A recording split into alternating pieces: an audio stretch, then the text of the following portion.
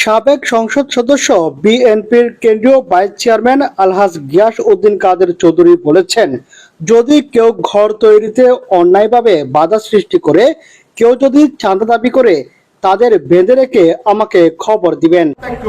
যদি কোনো কেউ অন্যায়ভাবে বিএনপিতে কর্তৃত্ব গেলে, জায়গা কিন্তু গেলে যদি বাধা দেয়, অন্যায় মেহরবানি করিয়ে আর জানাবেন। আর কেউ বাড়ি পেটে কেউ যদি জবরদস্তি দেয়, এরা সামর্থ্য দেয়, এরা বাঁধিরা এরা আর খবর দিবেন। তিনি আরো বলেন, ছাত্ররা প্রাণ দিয়েছে, হেফাজতের আলেম উলামারা জীবন দিয়েছে, আমাদের বিএনপির নেতাকর্মীরাও প্রাণ দিয়েছেন। এই পর্যন্ত যত মানুষ শহীদ হয়েছেন পৃথিবীতে তার নজির নেই। রক্তে ভেজা স্বাধীনতা অক্ষুণ্ণ রাখতে সবাইকে ঐক্যবদ্ধ হয়ে কাজ করতে হবে।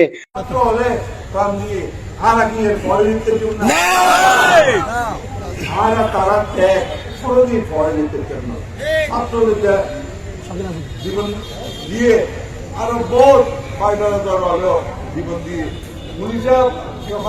হেফাজতের মানুষ হলো, ছাত্র হলো, মুক্তি হলো, শহীদ আর বিএনপির বহুত পারিবারিক এই গত এক মাসের মধ্যে একটা মানুষ মধ্যে যেটা মানুষ শহীদ হয়ে বাংলাদেশ দিয়ে গত এক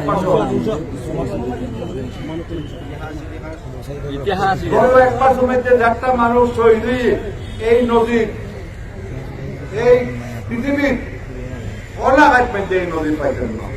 রবিবার 11 আগস্ট বিকেলে রাউজান জলিলনগরে রাউজানের সার্বিক পরিস্থিতি নিয়ে সর্বস্তরের জনসাধারণের উদ্যোগে আয়োজিত পথসভায় প্রধান অতিথির বক্তব্যে তিনি এসব কথা বলেন। পথসভার আয়োজন করা হলেও রাউজান উপজেলার 14টি ইউনিয়ন ও একটি পৌরসভার 9টি ওয়ার্ড থেকে আসা জনসাধারণের উপস্থিতিতে রূপ নেয় জনসভায়। এরপর সেখান থেকে গিয়াস উদ্দিন কাদের চৌধুরী রাউজানে হত্যাকাণ্ডের শিকার প্রবাসী মোহাম্মদ মুসার কবর জিয়ারত শেষে শ্রদ্ধা নিবেদন করেন।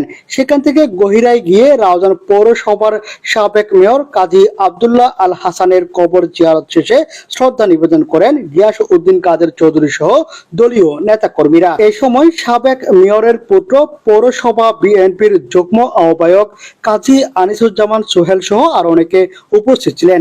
জলিলনগরে হাজার হাজার মানুষের উপস্থিতিতে বক্তব্য রাখেন সাবেক সংসদ সদস্য গিয়াস উদ্দিন কাদের চৌধুরী।